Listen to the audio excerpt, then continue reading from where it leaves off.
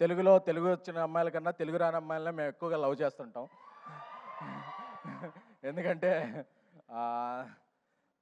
తెలుగు వచ్చిన అమ్మాయిలు ఎంకరేజ్ చేస్తే ఏమవుద్దో తర్వాత నాకు తెలిసింది.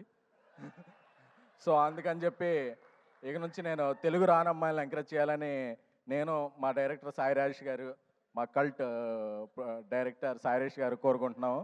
నాకు ఒక కల్ట్ బ్లాక్ బస్టర్ని ఇచ్చి నన్ను కల్ట్ ప్రొడ్యూసింగ్ చేశారు.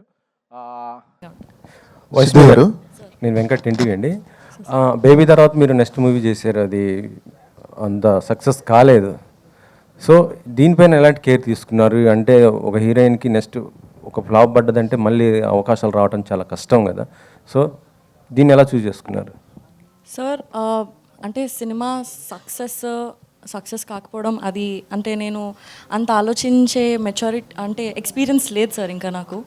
బేబీలో నేను క్యారెక్టర్ వరకు చూశాను, ఆ సెకండ్ సినిమాలో కూడా క్యారెక్టర్ వరకు చూశాను. అది నాకు చాలా ఇంట్రెస్టింగ్గా, చాలా స్కోప్ ఉన్నట్టుగా అనిపించింది. ఇందులో కూడా నేను అదే చూశాను, నా క్యారెక్టర్ చాలా ఇంట్రెస్టింగ్గా, చాలా స్కోప్ ఉంది అండ్ పర్ఫామ్ చేయడానికి నాకు చాలా ఎక్సైటింగ్ అనిపించింది. సో నేను మోస్ట్లీ క్యారెక్టర్ పైనే నేను సెట్ అవుతానా, నన్ను నేను చూసుకోగలుగుతానా అండ్ నేను బాగా చేయగలుగుతాను అన్న దానిపైనే ఫోకస్ సార్.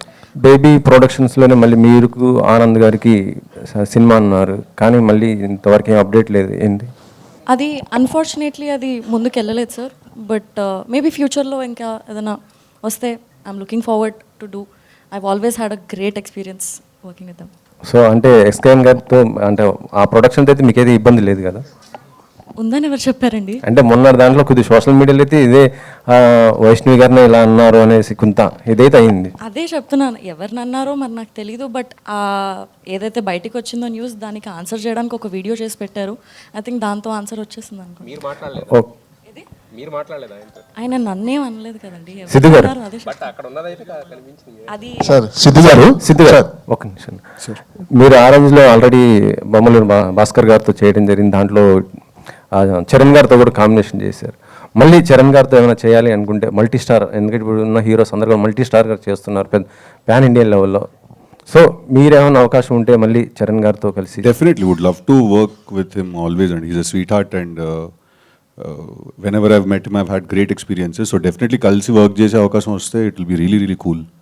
యాక్చువల్లీ చెప్పాలంటే భాస్కర్ గారికి ఇప్పుడు సక్సెస్ రేట్ లేదు. ఓకే, సో మరి ఆయన మీరు వరుసగా బ్లాక్ బస్టర్ కొడుతున్నారు, ఏ హీరో అయినా హిట్ డైరెక్టర్కి అవకాశం ఇస్తుంటారు, మీరెందుకు ఇలా భాస్కర్ గారికి?